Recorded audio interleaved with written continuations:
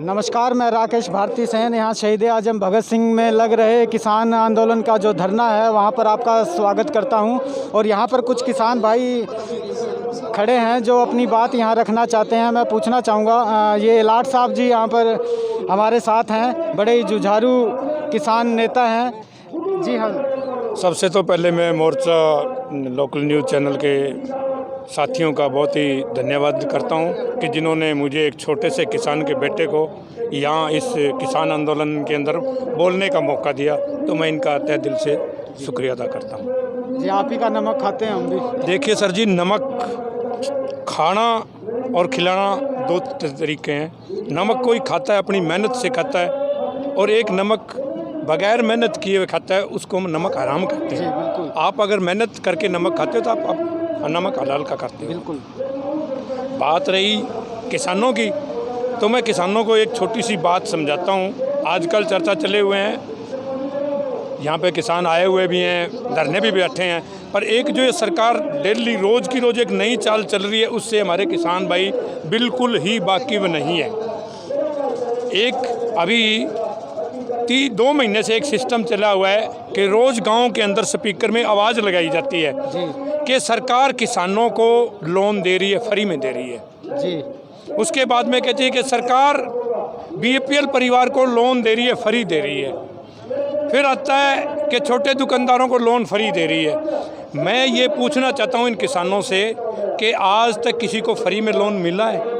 किसी को नहीं मिला है। ना पहले वाली सरकारें कुछ सब्सिडी देती थी, ये सरकार तो कुछ भी नहीं दे रही है। लोन देने का इनका एक मकसद है, वो हमारे ज़मींदार भाई नहीं समझ रहे हैं और वो भाग रहे हैं, लोन के पीछे भाग रहे हैं। कोई ट्रैक्टर का लोन ले रहा है, कोई गांठे बनाने का लोन ले रहा है। पर मैं एक छोटी सी बात इनको बताना चाहता हूँ कि सरकार इधर से तो लोन दे रही है, कह रही है मैं फ्री पे लोन दे रही हूँ, कोई ब्याज नहीं लूँगी।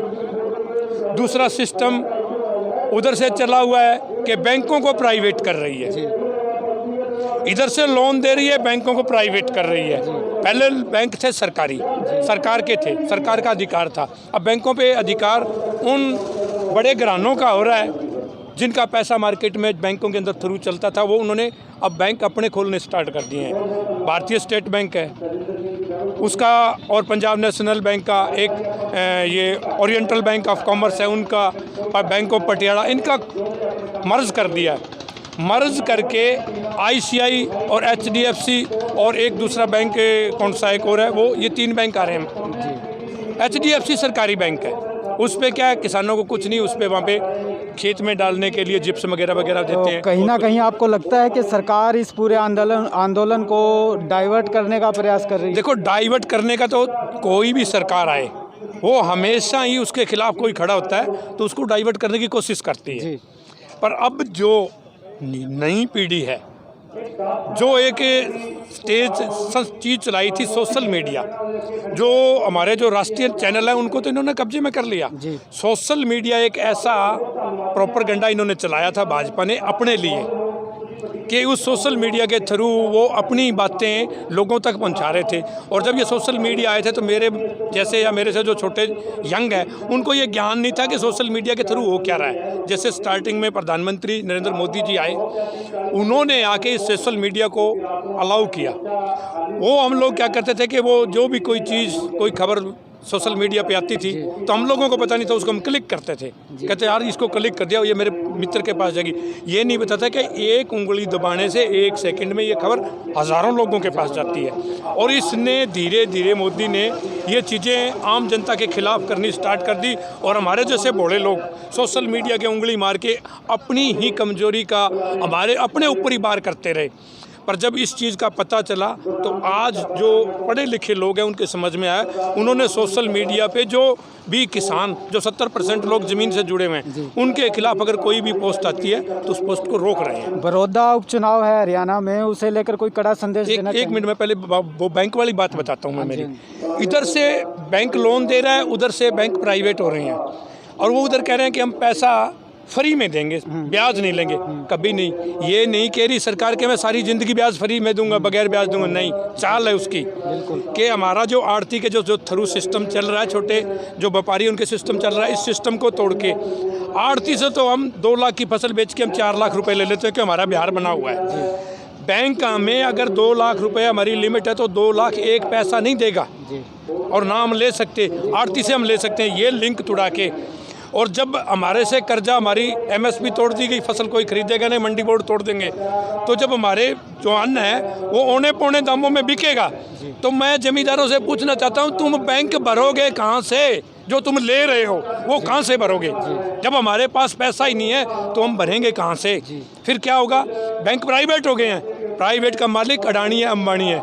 वो सरकार की तरह जब गांव में नीलामी आएगी तो वो जैसे सरकार छोड़ के चली जाती थी कि कोई बोली नहीं लगाता चले जाएं, वो बोली छोड़ कर नहीं जाएंगे।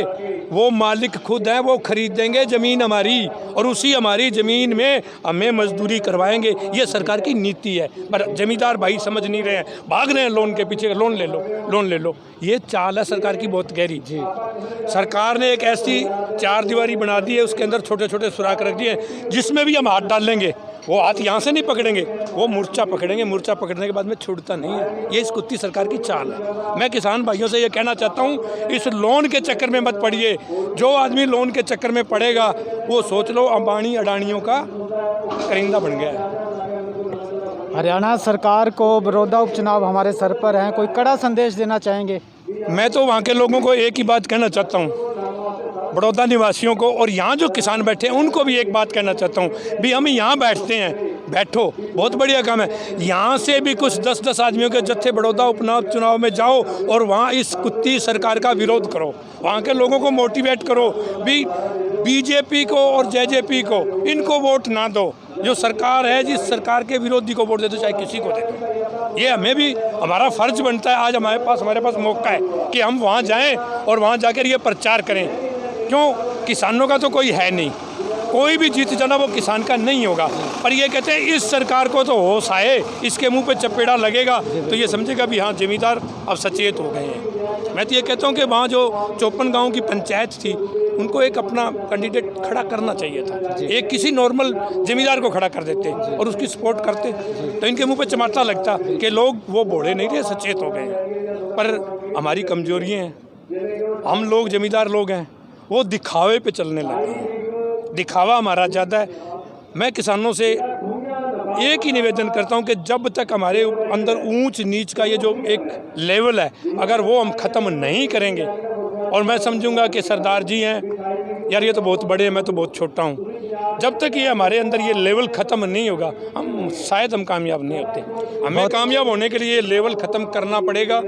अगर किसी गरीब की कन्या है, अगर कोई बड़े घर का सरदार अगर या कोई जाट अगर कोई ले आएगा, उस गरीब के घर से लेके आएगा तो कम से कम उसकी बेटी तो ऊंचे घर में चली गई। ये समानता हमें ख़त्म करेंगे तभी हम कामयाब होंगे। अगर ये हमारी असमानता रहेगी तो हम कामयाब नहीं होंगे। बहुत बहुत धन्यवाद लाट साहब।